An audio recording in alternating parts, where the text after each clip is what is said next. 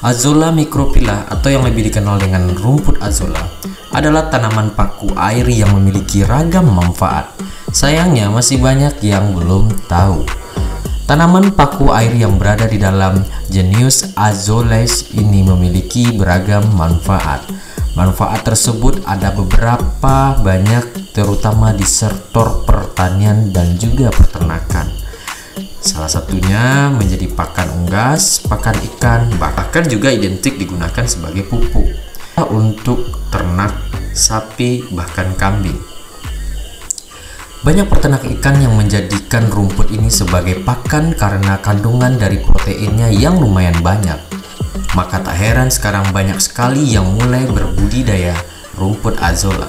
Rumput azolla tumbuh secara alami di Asia, Amerika, dan bahkan di Eropa. Azolla mempunyai beberapa spesies, antaranya Azolla carolinea, Azolla filiculides, kemudian ada Azolla mexicana, kemudian yang lebih identik dan banyak berada di Indonesia yaitu jenis Azolla microphylla. Cara budidaya rumput azolla. Rumput azolla membutuhkan sinar matahari sama halnya dengan tanaman tumbuhan hijau lainnya untuk melakukan proses fotosintesis dan juga nitrogenes. Untuk itu, jika rumput ini kekurangan sinar matahari, maka tanaman ini akan tumbuh kurang baik. Namun, tanaman hijau ini juga tidak bisa terkena sinar matahari langsung terlalu sering, karena akan terjadi perubahan menjadi merah dan merah kecoklatan, hingga akhirnya berlahan-lahan tanaman rumput azolla ini mati.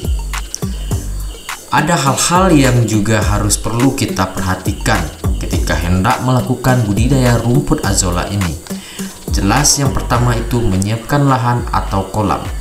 Rumput azolla biasanya tumbuh di daerah berair seperti persawahan bahkan kolam. Oleh karena itu, sebelum memulai menanam ada baiknya untuk menyiapkan kolam terlebih dahulu. Tanaman ini dapat ditanam di kolam tanah, kolam terpal, ataupun kolam semen yang terkena sinar matahari secara langsung. Isi kolam menggunakan air dengan ketinggian mencapai 5 hingga 20 cm. Habitat asli dari rumput azolla adalah persawahan atau area rawa, sehingga rumput akan lebih berkembang dengan baik jika ketinggian air semakin mendekati dengan ketinggian tanah di sekitar kolam. Azolla di dalam kolam, selain kolam tanah, juga bisa memasukkan tanah ke dalam kolam terpal sebagai media pertumbuhannya. Menumbuhkan bibit. Ada dua cara yang bisa dilakukan untuk membudidayakan rumput azolla, yaitu dengan menggunakan bibit maupun spora. Berikut keduanya cara yang bisa kita gunakan. Secara vegetatif, jika memilih mengembangkan rumput azolla dengan cara vegetatif, maka tahapannya adalah persiapkan kolam, bisa menggunakan kolam tanah, bak plastik, bahkan area persawahan. Kemudian isi kolam tersebut dengan tanah yang mencapai ketinggian 3 hingga 5 cm. Tambahkan air 5-7 meter di atas permukaan tanah tersebut.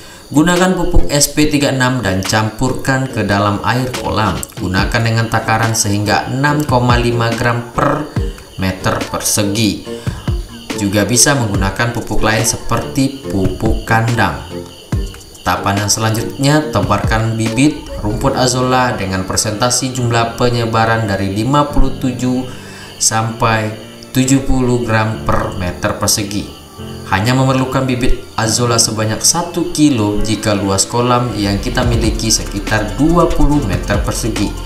Jaga ketinggian air, bisa menggunakan hingga 15 hari atau lebih agar bisa langsung memanennya. Seperempat bahkan sepertiga azolla yang telah tumbuh menutupi permukaan kolam setiap harinya. Baik teman-teman, Bapak Ibu sekalian, kita akan mengaplikasikan terkait tanaman azolla ini untuk jenis ternak unggas, yaitu ayam petelur atau yang dikenal dengan Helbit Browns ya.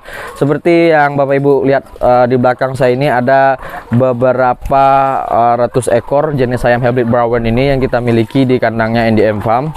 Nah, di area kandang ini juga terdapat kolam budidaya azolla ya, yang menjadi pakan penunjang bahkan pakan alternatif untuk ternak ayam petelur habit brown kita. Nah, penampakannya seperti ini. Ini nanti perkembangannya kita menunggu kurang lebih 4 sampai 5 hari ke depan. Perkembangannya nanti pembelahan dirinya akan lebih padat lagi sehingga kondimen yang ada di area kolam ini akan memadat, kemudian bisa kita panen. Tahapan dalam proses pemberian pakan itu ada dua ya. Yang pertama itu bisa secara langsung Azolla segar ini karena mengandung protein kasar itu sekitar 19,54% nih sobat ya. Nah, ada juga dengan cara kita akan melakukan proses pengolahan dengan dicampur bekatul. Nah, dicampur bekatul dengan tambahan kondimen lainnya seperti tetes tebu atau molase yang kita kenal maupun M4 ya sebagai penunjang proses fermentasi. Kemudian dikemas sedemikian rupa serta kita akan menunggu proses fermentasi itu 4 sampai 5 hari ke depan untuk baru dapat kita berikan terhadap pakan ini terhadap ternak-ternak kita nih sobat. Jadi untuk pengaplikasian Azolla ini terhadap pakan untuk 100 ekor ayam hybrid brown ini kalkulasinya kan satu ekor itu 1,2 on satu ekornya. Jadi untuk 100 ekor itu sekitar 12 kilo. Nah, 12 kilo itu 25% itu bisa kita kasihkan hasil fermentasi dari Azolla bersama bekatul nih sobat. Nah, jadi penghematan kita cukup luar biasa untuk terkait pakan yang setiap dekadenya itu naik terus-menerus yang tidak berbanding lurus dengan kenaikan harga produktivitas telur kita. Next, kita akan lihat bagaimana pengaplikasian terhadap jenis ternak lainnya seperti sapi maupun bebek.